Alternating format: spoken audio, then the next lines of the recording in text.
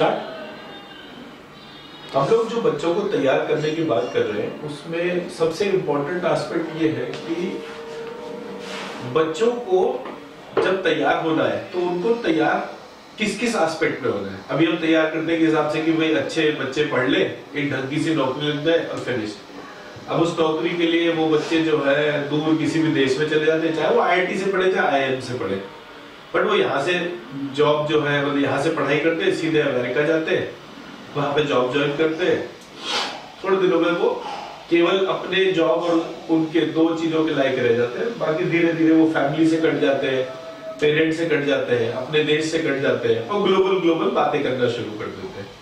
Date impact क्या होता है कि जब उनका बुढ़ापा आता है तो उनको भी अकेले ही रहना पड़ेगा, क्योंकि जब सारी जिंदगी वो किसी के साथ नहीं रहे तो आदतें भी वैसी हो जाएगी। तो बाद का जो पीरियड है उनका बड़ा पेनफुल होता है और उस बड़े पेनफुल पीरियड में वो केवल पैसे से किसी की सहायता करते हैं और धीरे धीरे अगर उनके पास पैसा ही कम हो जाए तो उनको रहने में बहुत मुश्किल होती है। तो उनको कभी किसी भी स्थिति में 0 से 1 बनने की प्रोसेस में क्लैरिटी नहीं रहती। क्या काम करना है, मैथमेटिकल फिगर्स, लॉजिकल आइडिया, इस तरह की बातें तो होती है, बट एक्चुअली बिजनेस को कैसे चलाना है, उसके लिए क्या क्या चीजें चाहिए, उसका नहीं होता। सो हमने सोचा कि क्यों ना एक ऐसा एजुकेशन सिस्टम बिल्ड करा जाए जिसमें कि बच्चे ही संपूर्ण बन जाए। ठीक है, सो हमने कहा कि एक एक करके पहले नीड्स आइडेंटिफाई कर लेते हैं। सबसे पहले बच्चा जो है वो जब कल को बड़ा हो जाएगा तो वो एक सिटीजन होगा। सिटीजन किसका होगा? कंट्री का। तो वो कंट्री के लिए क्या क्या करेगा? Physically, mentally and spiritually.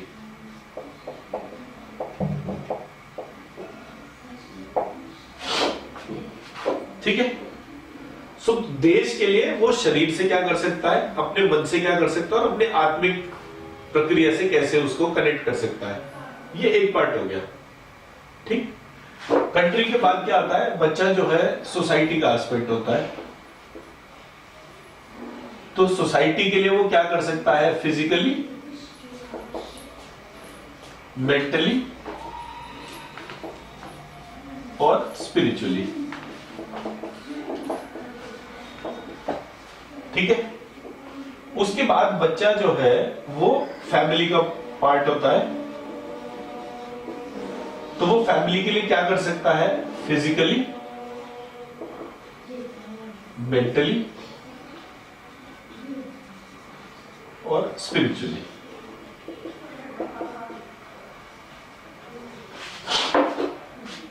After family बच्चा जो है वो अपने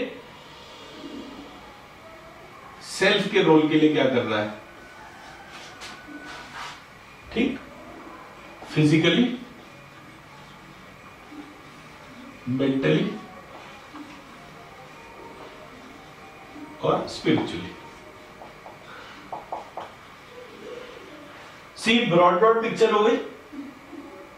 ठीक, अब ये जितनी भी चीजें हैं इसका एक लास्ट पार्ट जो आता है वो आता है कि बच्चा इस नेचर के लिए क्या कर रहा है? फिजिकली, मेंटली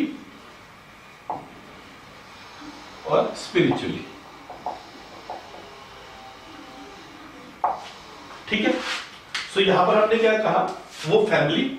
अब फैमिली में क्या क्या चीजें कवर होती है? उसके पेरेंट्स, उसके ब्रदर्स एंड सिस्टर्स, उसकी वाइफ, उसके चिल्ड्रन। यही उसकी फैमिली हो गई। ठीक है, अगर हम इतनी फैमिली पे करें, वैसे जॉइंट फैमिली होती है, न्यूक्लियर फैमिली होती है, तो अगर हम बात करें तो मोटा मोटा ये उसका एरिया हो गया।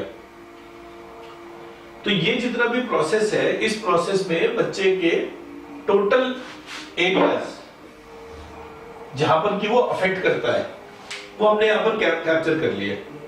ठीक है, अब उस बच्चे का प्रत्येक रोल लाइफ में अगर हमें कंप्लीट करना हो तो ये उसकी एजुकेशन के अंदर होना चाहिए।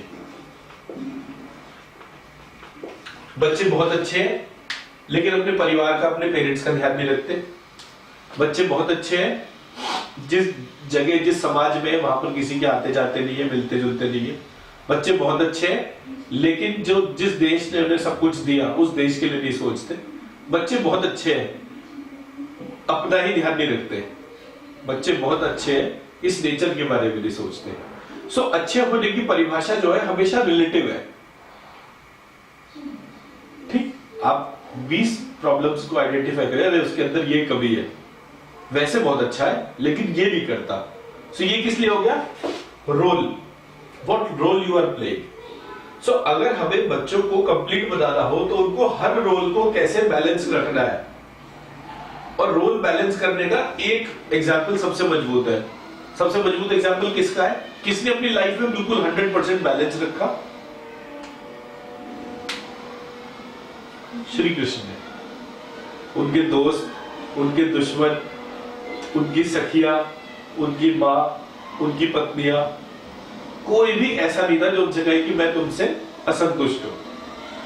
तो एक आइडियल बनाना पड़ेगा इस प्रक्रिया के लिए हमें। वो आइडियल जो है पूरे प्रोसेस में, तो ऐसे मतलब एग्जाम्पल दिया मैंने श्री कृष्ण के तौर पे, उसमें हम कार्तिकेय का भी एग्जाम्पल ले सकते हैं, उसमें हम श्री गणेश का भी एग्जाम्पल ले सकते हैं, उसमें हम श्री रामचंद्र जी का भी एग्जाम्पल ले सकते हैं कि प्रत्येक व्यक्ति ने प्रत्येक स्थिति में कहां कौन कौन से मेजर एरियाज पे रोल प्ले करा। ठीक है, तो this is the first part. अब जरा देखिए इसमें क्या आया।